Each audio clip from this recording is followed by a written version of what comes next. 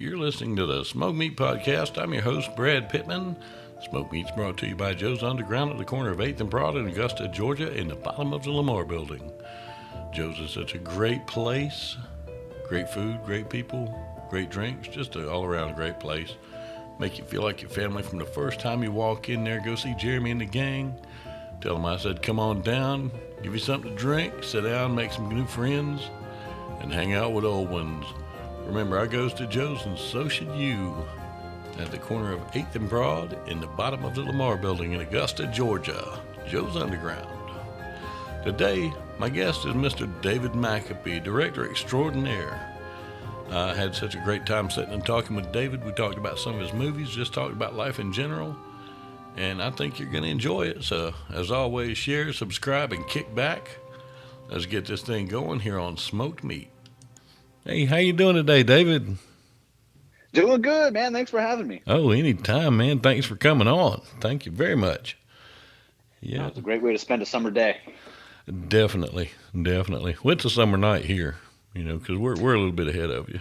Yeah, you're time traveling, man. You're a few hours ahead. I'm out here in Los Angeles, and it is exactly what you would want Los Angeles to look like. It's about 85, not a cloud in the sky. I got no sleeves on my shirt and a beer in my hand, so I'm doing pretty good. Oh, man, you suck. You know that, don't you? You're killing me. I do, and I wear that crown with a smile. I'm just jealous, that's all. But, what kind of beer you got? I picked up Kona Brewing. It was on sale yesterday. Big Wave, just a golden ale. I'm doing a little construction as we speak, or was right before we started talking, so it's kind of hitting that sweet spot in between hammers. Ah, cool. Yeah, I found one that I really, really like, and I'm not a huge beer guy. I like beer, but PBR has hard coffee out now. Do they really? Wow. It is amazing. I don't know if it's out everywhere yet. You can go online to their website, and they've got the hard coffee finder. If you can find it, it's worth getting. It is. I'm gonna have to look that up. Yeah, PBR takes me back to being in high school, sitting at the creek, ditching class, sitting at the creek and drinking beer. Oh yeah, this stuff tastes like a Yoo-hoo had a little bit to drink. Yeah, it's like 6% alcohol. Oh, that's just enough to kind of get you there. I like it. Yeah. But yeah, man, I know we've had a little scheduling difficulty here and there, but it is what it is, But I'm glad that we finally got together on this thing because, I talked to Curta the other day about the movie, and she couldn't say enough nice about you. I don't know what you paid her, but man, a lot. A lot. And pretty much all of my fee for making the movie went back to her just so she can talk me up. It wasn't a good business plan, but it seems to be doing something. There you go.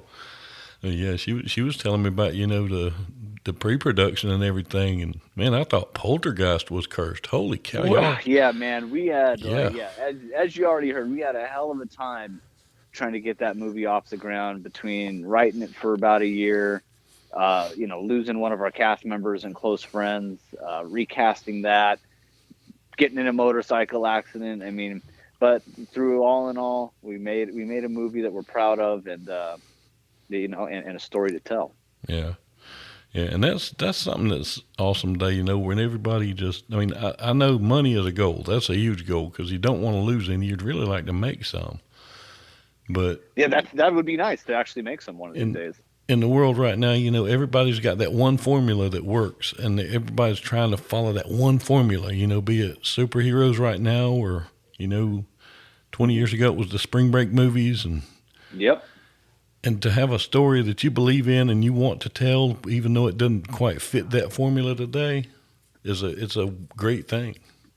No, and that's kind of the cool thing about our movie. I mean, especially in the kind of climate the whole world is in, and especially our country, it's just a nice movie to watch. It's not political, so it's not picking on any sides, right or left. It's not religious. It's just about real people going through real stuff, man. And I and it was released right when everything started popping off, closing the country and people losing work, and I felt bad, like, our movie's out, go rent our movie, go buy our movie, you lost your job.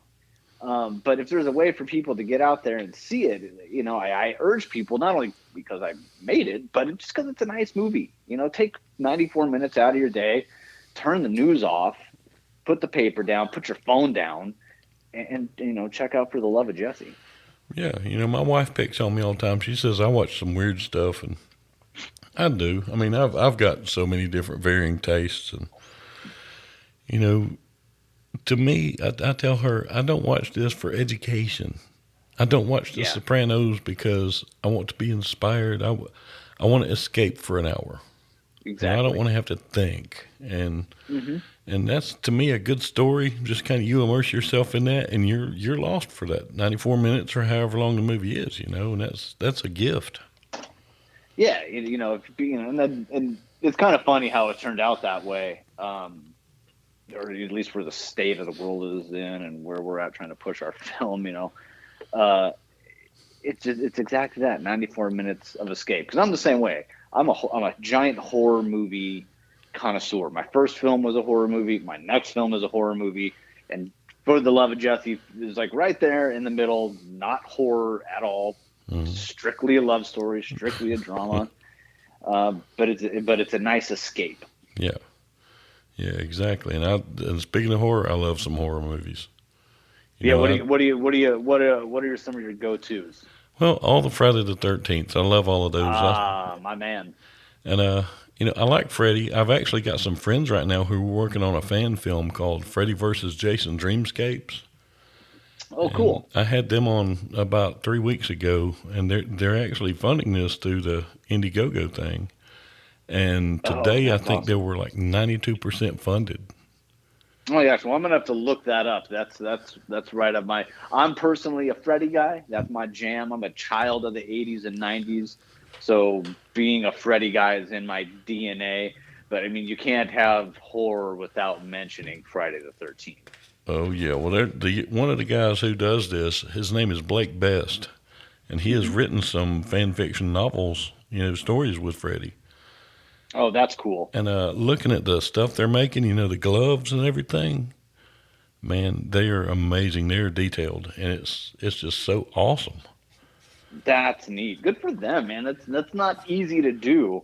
But man, to hire that crew, to put on the mask, to put on the glove, that is something else. Yeah, and Cody Huskins is actually playing Jason, and he makes and actually sells Jason masks, and you can tell him which one you want, and you can say, okay, I wanted a clean one, or I want one into the movie that's nasty and all this, and his work is just so amazing. I mean, and he doesn't charge a lot for them. That's the thing; is more of a labor of love. He likes doing it. Yeah, I mean, with stuff like that, most like fans like that are that exactly fans. They're not doing it for the cash. The cash is nice, but they're doing it for the fandom. Yeah, and that's exactly why they're doing it. And the script they've put together and the cast they've put together.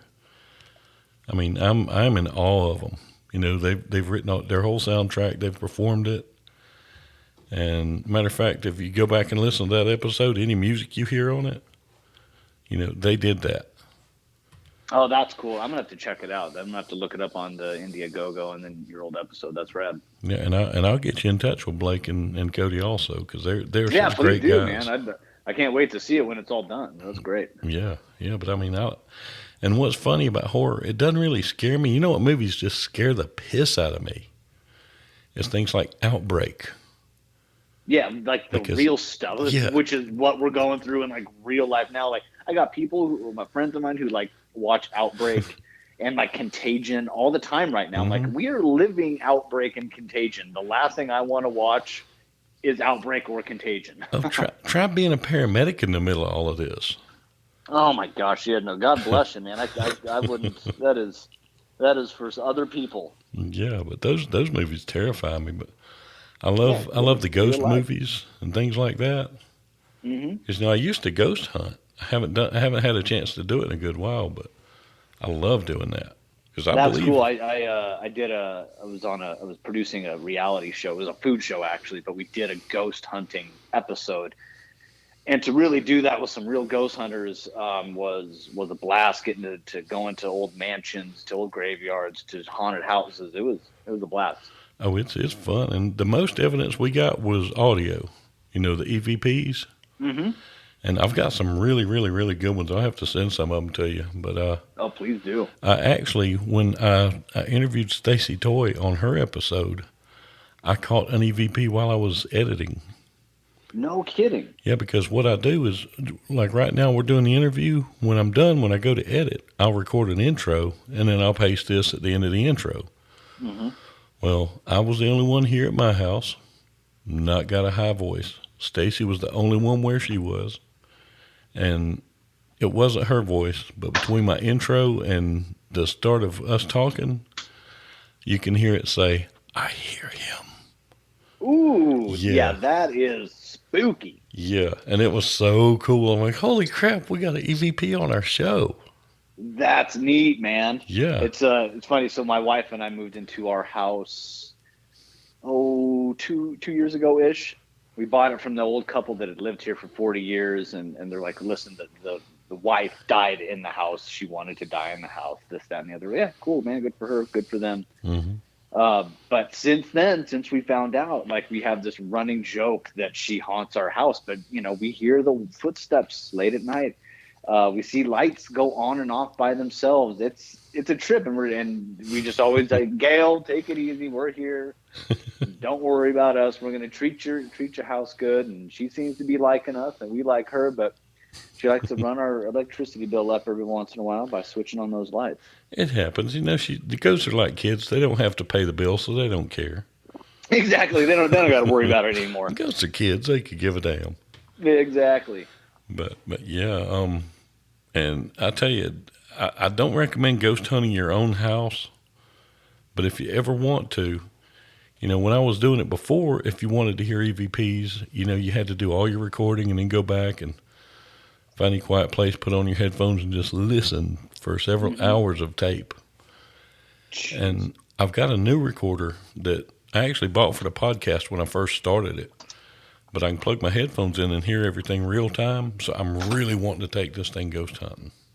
Do it, man. I look forward to hearing what you're gonna bring up. That's cool. Oh yeah, I'm aching to do that. I've actually got a video I'm wanting to do. I do character videos also. My my YouTube page is Brad's Comedy, and it's all one word with no apostrophe. But one of the characters I'm wanting to do is a ghost hunter who the only evidence he ever gets is a ghost keeps Ric Flairing him. Woo! That's my kind of ghost. I think that would just be hilarious. That's cool. Yeah. Yeah. I'd love a good Ric Flair ghost. Yeah. And I want to do that one, and I just haven't had a chance to. I've actually got to film one tomorrow. I'm not looking forward to. I've got a clown character. His name's Murray, and this is Murray's voice. Murray is not a normal clown. During the first 10-minute video I did of him, he drank a fifth of bourbon. And yeah, while he was doing magic. That'll do it. Yeah, and it was tea in the bottle. I had a little hate to spoil it for everybody. That was tea because if I drank like Murray, I would die. But I'm also a chili head. I love hot stuff. Mm-hmm. And I put a list on Amazon a while back and made it where, if you click on it, buy it, it's sent to me. Let me know what you sent me, and I'll do that challenge or that hot sauce as one of my characters, and you can pick what they're doing. Well, oh, nice. Yeah, a guy that I work with just bought me the white chocolate challenge. Have you seen this thing? Uh-uh. Oh, it's got 12 of the world's hottest peppers in it. And I think 6 of them are little versions of the Pepper X, which is now the hottest. It's hotter than the Reaper.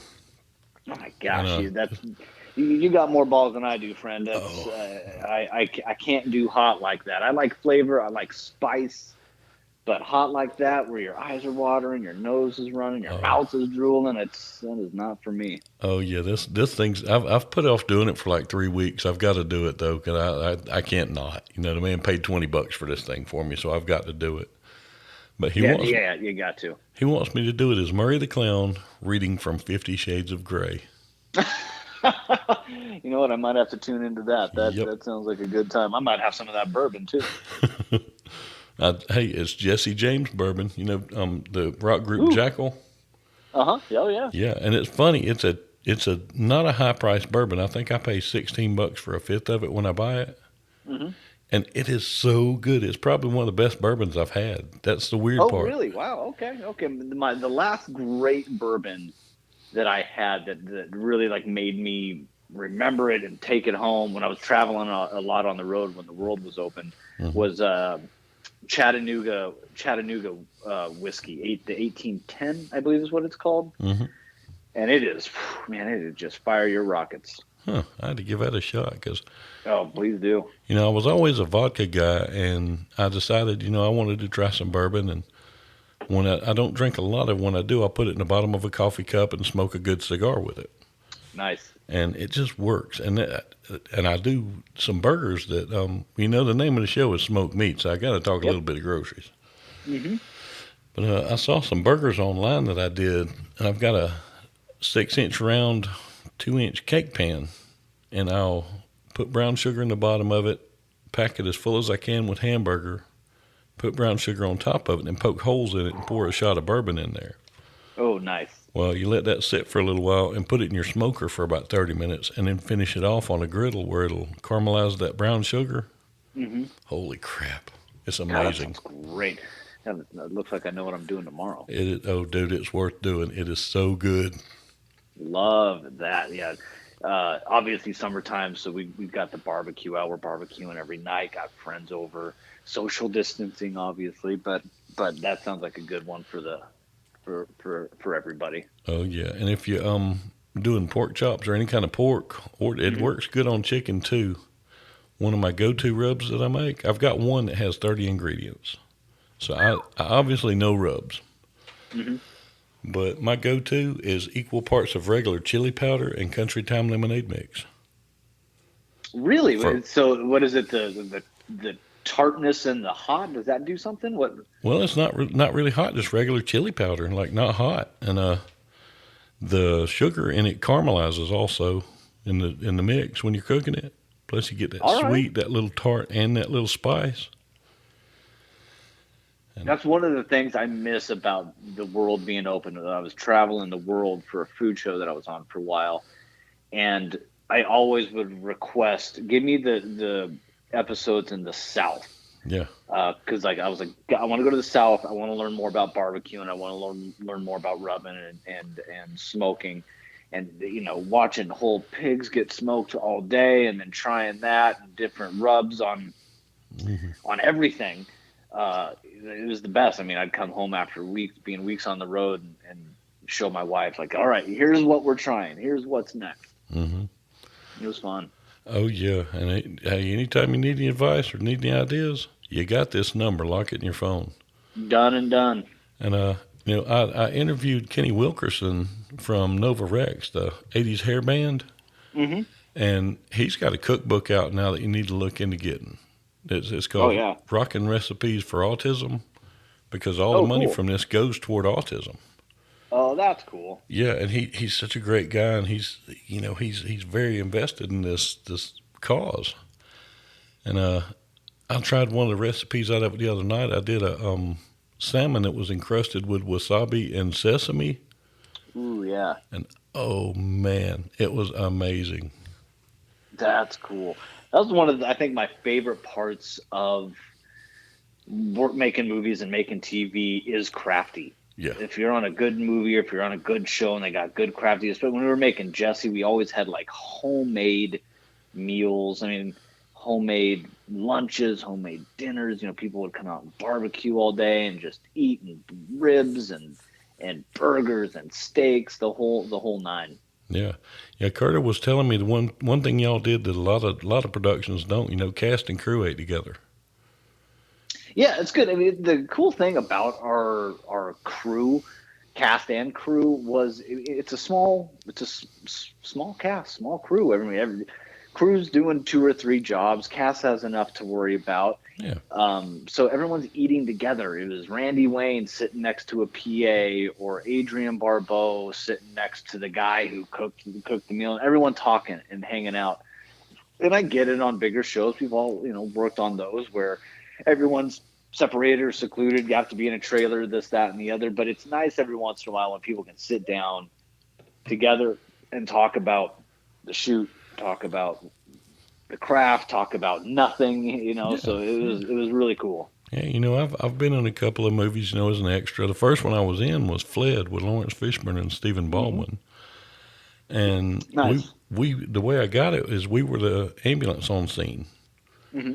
And they said, "Look, we need a paramedic." So I went up there, and next thing I'm zipping up a body bag with Ken Jenkins like a foot from me, and I'm in the Oh, background wow. while Will Patton's talking, all that. It's a lot of fun, but they had the big tent set up for the crew to eat in, and came lunchtime, we're like, "We're going to go in here and eat." And they said, "No, y'all can't go in there." I'm thinking, great, we're in the middle of a field. They said, "No, come with us," and we ate with the cast. Oh, And really? yeah, crew was over there eating like hot dogs and hamburgers, just here's what we can get cheap for all these people. And I'm in the middle of a field waiting on them to cook my ribeye to perfection, standing there eating prawns, just as many as I want. And it was so weird, such a weird experience. Just like, man, I can see why they can't do it like that with everybody, but at the same time, that was so cool of an experience for me. Yeah, but when it works, man, it works. So Yeah, that's neat. yeah, It's funny because no one usually wants to eat with the director because yeah, I've got no time to eat, and if when I do, it's usually shoveling a sandwich into my mouth real quick, and then I'm also going over notes for the next shoot and going over stuff that we may have missed. So it's cool when you can sit down and take it in with everybody. yeah. And it was so cool getting to talk to everybody. I got to talk to Brian Hooks, who was directing it. Oh, And really? That's yeah, cool. and Will Patton. We sat and Mm-hmm. talked to Will Patton forever. Lawrence Fishburne still owes me a pack of cigarettes. Yeah, well, you And better hit him up. that was so funny. I doubt he even remembers the story, but I won't forget it because I smoke, and it is what it is. But he couldn't carry anything in his pockets on his prison jumpsuit because he's in costume. Sure. And between takes, when they had a few minutes, he looked at me and said, "Yo, man, let me bum a square." I said, "Hell, I just give him a cigarette. It's Lawrence Fishburne. What am I going to do? Say no?" Yeah, right. But I had such a good time, and just the experiences. And Exactly, and that's what it's about, and that's what I always say. This, usually in a pre-production meeting when all the cast and crew is there, it's usually the day before first day of shooting. I want it to be fun. Usually the subject matter is not fun, but I want people to be having fun. If we're all taking ourselves too seriously, it makes a long day longer. So it needs to be fun. exactly. I tell everybody if you can't have fun doing something, it's not worth doing. It's not worth doing, man, and especially in the entertainment industry, everyone takes themselves very seriously. Everyone's very, very serious, as they should be, about their craft, be Yeah, it writing, directing, acting, producing. It's always serious, but being on set, I try my hardest to make our sets a fun place to be, especially on For the Love of Jesse. We had just lost one of my best friends and cast members. I was in a motorcycle accident. Curta lost a horse. Everything's leading up to it not being fun.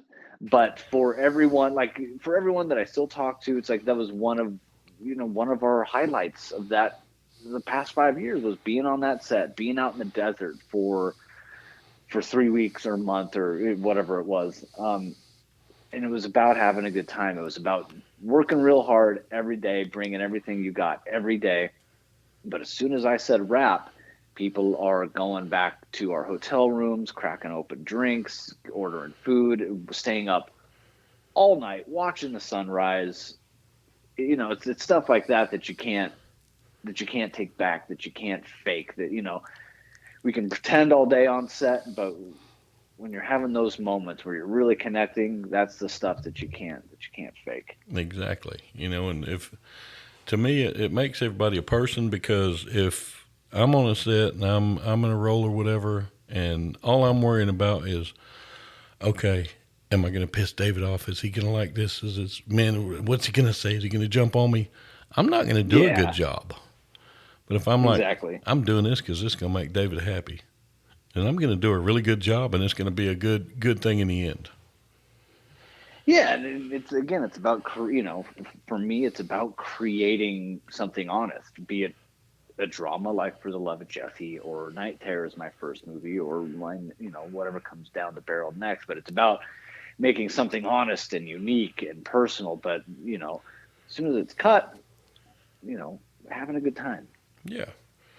Yeah. And I think that's why I still have the relationships with Kurta, with our star For the Love of Jesse, Mandala Rose.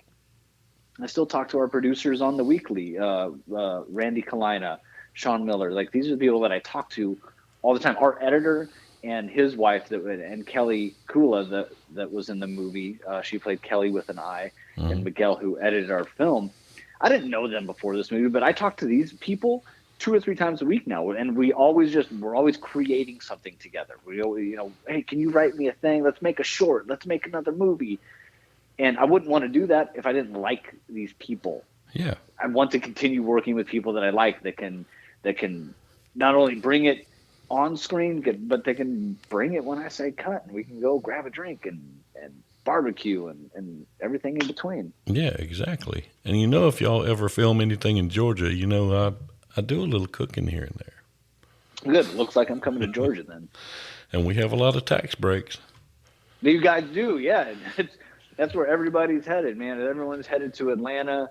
Everyone's headed to Oklahoma. Mm-hmm. They're starting to give us a little bit of tax breaks with all this COVID BS in California, but it's nothing like what they got going on out in the South. Yeah, my house, I'm actually 20 miles to the north is Tyler Perry Studios. Oh, wow. 10 miles to actually just on the other side of my county is Pinewood. Mm-hmm. And Hannah Brothers Studio Cafe there. I love going there for breakfast. Holy crap, they put on a good breakfast. Nice. And when I first moved here to Fayetteville, I actually worked in Sonoya, which is 10 miles away. And of course, that's where they filmed The Walking Dead. I actually worked at Nick and Norman's, the restaurant owned by Norman Reedus and Greg Nicotero. Mm-hmm. Oh, that's cool. And you could open the back door of the building, and you could throw a rock and hit the set of Alexandria. Oh, really? That's neat. I'm actually wearing my Nick and Norman's T-shirt right now.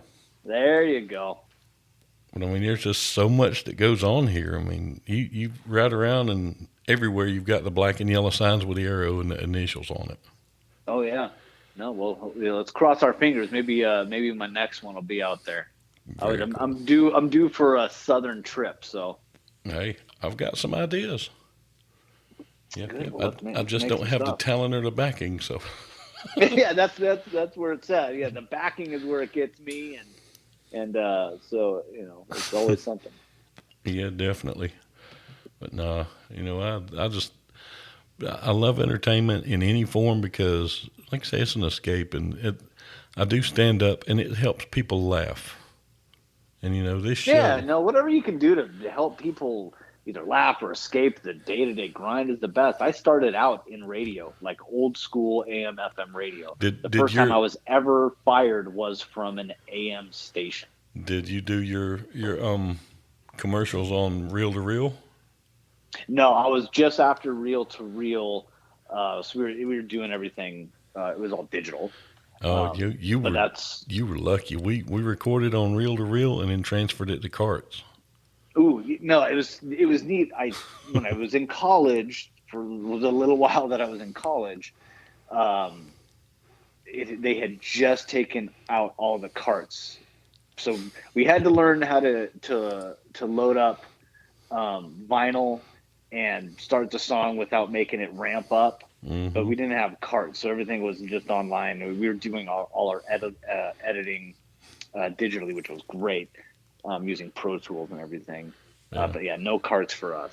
Yeah, and what's hilarious, the boards and the mics and everything we used. Right now on the table in front of me, I've got my laptop. I just bought this board, and this board does everything but wipe my butt in about a tenth of the space of the other one. Mm-hmm. and does so much. I mean, it's got sound pads. If I want to put jingles, sound effects, all I got to do is hit a button and boom, it pops up. And Yeah, man, it is. it's It's amazing. wild. It's wild. I'm editing this, or was editing this YouTube show, and just to get back into editing and to cut my teeth again doing that, just trying to stay creative. But I was always thinking about like how I could just drag and drop and put in sound effects and put in lighting effects and pop, pop, pop, all at the click of a button. And I was like, 50 years ago, 20 years ago, you couldn't do this. 15 years ago, you couldn't do it like this. So it's a trip. You kids and your fancy computers, I used to have to walk uphill both ways in my I have bare to use feet it. Yeah, I used to to have to play use a Billy Ray computer. Cyrus. I'd have to use a cart both ways. And it's just amazing. My phone has more computer power than if we had in the whole station. Our phones have more computer power than what took us to the moon. So Yeah, actually, our smartwatches do. exactly, it's a trip, man. But I'm loving it. And the neat thing about the technology is as much as I love this board, it was $400. 20 years ago, I wouldn't have got the cables for that. No. And You'd have to take out a second mortgage just to do that. yeah, and people can just express themselves so much more now because of all this. It's a lot easier to use. It's a lot cheaper to use, and I'm sitting here doing a show out of my basement, and it's awesome, and I love it. It sounds good if I do say so myself. It does. I've been listening, man. It does sound good, and it's great. More people have the opportunity to do this stuff. Mm-hmm. And everybody is finally realizing there's not any rules in this. That's why I like podcasting as opposed to radio, because if we were on radio right now, when this thing first kicked off, I would have said, "So, how are you today, David? What are you working on right now?" But instead, we've been talking about beer, barbecue, you name it, and just having a good time with it. And I love that because I like just a regular conversation. That's why I like long form podcasting. Yeah. As opposed to traditional. Don't get me wrong, my heart will always be in radio. I love doing radio. It was great for that time. Oh, yeah. But there was never a conversation. Every time I was interviewing someone, it was like 5 minutes and then cut to commercial, 5 minutes and then cut to a sound bite, 5 minutes in this. It's just enough to get a little. Once the track starts going, I'd have to cut. Yeah. And then with podcasts, it's nice to have that long form conversation, getting to the nitty gritty about hard stuff, about whatever it is, life, movies, music, cookbooks, barbecue, whatever it is, so it's nice to have that outlet now. Yeah. And what I'm looking forward to, because I've grown a whole lot in the last 3 months. I mean, I've grown ridiculous. I've not got the Joe Rogan numbers yet. If I get $100 million, by the way, we'll make some kind of movie. There we go. Yeah. And we will at least have an $80 budget. Mm-hmm. And we're not going to buy brand name chips for the craft services table, but you got to sacrifice. Let's not push it. Don't want to spoil people. Yeah, no, let's got to keep everyone grounded. So. But I'm excited to see what the numbers start looking like when people start, driving more and getting out like they were before this. Mm-hmm. Because I feel like it's gonna grow even more, because that's where I listen to most of mine is in my car, but I have a 40-minute drive to work. Yeah. And I started listening to Jimmy and Ron's podcast. Mm-hmm. And that's all I've been listening to lately. They are hilarious. Oh, man, I love them.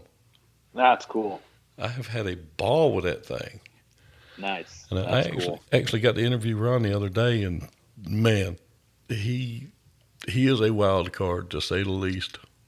He is so funny. How fun, man. Yeah, and I'm actually interviewing Jimmy this week. Oh, cool. So, but yeah, we're getting there. You're getting there, man. It's all about creating stuff, and even during this COVID BS, it's a bummer. But I talk to my buddies all the time, who I'm writing and directing and producing with. Is like, let's just keep making stuff. Let's be safe, but let's keep creating. Just because the world stops doesn't mean we need to stop. Exactly. And hopefully a lot. The one thing that I don't want to see, especially in comedy, when all this starts winding down, and I know 90% of comics are going to do it, is they're going to come out and start getting on stage and doing 30 minutes worth of COVID jokes. Mm-hmm. Come on. Everyone's going to do it, and as usual, the cream rises to the top. Yeah. So Yeah, but I'm aching to get back on stage. I'm aching to. Yeah, man, I bet. I'm aching to get back behind the camera, so I hear you. Yeah. Oh, well, cool deal. Well, man, the movie is For the Love of Jesse. And Yeah. I know we can get it on Amazon. Where else can we watch it at right now? It's funny. As of yesterday, Hmm. but right now it is available almost everywhere worldwide. It's on Amazon, Amazon Prime, Google, iTunes, Roku, uh, Vimeo. Let's see, Roku, everywhere. It's wherever you watch movies, you can find our movie, Outstanding. um, which is great. And it's like I said before, I feel bad like asking people to go see my movie in times of crisis like this, but it'll give you a nice escape. Like it's just 94 minutes of a sweet escape. And it's not for everybody. Like I guarantee it's a movie that your mom is gonna like, that your grandma's gonna like, that your girlfriend's gonna like. It's just mellow. It's love. It's a story of redemption and second chances. And honestly, I think that's a lot that people can relate to. A lot of people don't think they deserve a second chance. A lot of people don't feel that they deserve love or a nice life or quality anything. Yeah. And that's what our film is about. Well, outstanding, man. I hope everybody watches it. Everybody, please do. All my listeners, anyway. If not, Yeah, please y'all's do. friends, Again, tell them too. yeah, yeah. Tell everybody For the Love of Jesse. It's Jesse with two E's, Jessee, and you've got a great cast. Randy Wayne, Mandala Rose, and Mandala Rose. I can't speak enough about her. She's just such a solid actor and just another person that I talk to on the weekly. And we have more movies lined up that we're ready to go. And Manu Intiraymi, Kelly Kula, obviously Adrienne Barbeau, which was a dream to work with one of my horror idols. Yeah, I would love And to interview her, but she's great, man. I know she She's stays great. busy though, so that She's one's a very dream. busy, but what a like one of the things that I loved about working with her was something that you only get from 4 decades of experience in the industry. It was just asking important questions, honest questions about her character. Why is she doing this? What if I tried it like this? And I've worked with other actors who are like, can I just do it like this? Can I say it like this? I'm like, yeah, why would you want to say it like that? Oh, it's just easier. It doesn't make sense to me. No, give me a reason. Yeah, And everything with Adrienne, before we cast her, she gave me a call, which was a trip in itself. And she's like, I just read the script. I really love it. I have some questions about the character. She plays the mother of the lead character. And she's like, what if we tried it like this instead of like that? And I was like, oh, that's, holy hell, that's a good point. I love that. Never saw it from that point of view. And it was so nice to have that on set too. Again, it's 4 decades of experience, and that's yeah, what you get from her. yeah. Like I say, she would be awesome. Like I say, I know how busy she is, and there's not a chance she's going to come on a podcast. So I'm not going to disturb her and mess with her. I'm just going to adore from a distance. Adore, no, man. I say the opposite. I say get out there and start bugging people. Bug Oh, them until they say no. hey, that's what I may wind up doing with some folks. I'm loving this. I've grown and I've started getting different guests, and man, some of the people I've been talking to, just they wrote and played songs I grew up to, and songs I can still sing to this day. And if they heard me sing them, they'd probably sue me because I'm so bad a singer. Well, I mean, when I sing in the shower, the water quits running. So, but and some of my movie people that I've talked to, it's like, man, I grew up watching the Dukes of Hazzard, and I had the privilege to interview Sonny Schroyer, Oh, really and nice. and we still talk. About once every couple of weeks, we'll call and just check, make sure we're doing okay. Well, that's good. I'll tell you. I got this for you. It's mentioning Dukes of Hazzard. I won't mention which Duke it was, but on way back when I was like a production coordinator on a reality show about cars, and we were working with one of the Duke brothers. Uh-huh. And they're like, McAbee, go. That's what everyone calls me, McAbee. McAbee, can you go pick up one of the Duke brothers? Absolutely. Like, sign me up. Like, that is it. I grew up watching the Dukes of Hazzard. Yeah. And this Duke brother could not have been any more rude. I was just like, oh, it's such a bummer. It's such a bummer. Like, I wasn't, I know better than to ask for autographs. Always keep your distance. And Yeah. I was young. I was green at that point, hadn't worked too much, but I know the rules, and he just couldn't have been more cold. And it was such a bummer. That's why it's hard to like work with people that you look up to. So. Yeah. Yeah. I've heard some people say never meet your heroes. Mm-hmm. But, the ones I've met so far, some of them were a little disappointing once. But once I figured out, okay, that was a role they played. That's not really them. And got to know them, it's different. But, yeah, Exactly. when somebody's an ass, they're an ass, whether it's on screen or not. Exactly. But it was a good life lesson for me. Yeah. Yeah. Well, man, I appreciate you being on here. And anytime you want back on, all you got to do is call. You got this number. Any barbecue advice or anything, all you got to do is holler. I'm going to need some barbecue advice. Know what I'll do is I'll send you my new horror movie, and I'll ask some barbecue advice, and we'll set up another one of these, man. It'll be a good time. Outstanding. Yeah, but make sure, let me know what you think of the movie when you watch it. Again, it's For the Love of Jesse, starring Randy Wayne, Mandala Rose, Tony Denman, and the amazing Adrienne Barbeau. Everyone go out and watch it. It's just a few bucks to rent it, a few more bucks to buy it. It's worth it either way. It's a good escape from all the crisis that is out there. Go fill your hearts with love and passion and drama and all that stuff. So go check it out. And buy several copies because I've heard it makes a great gift. It makes a fantastic gift. And you know what? You can even find it on DVD. For people who remember those, you can actually find a physical copy of it.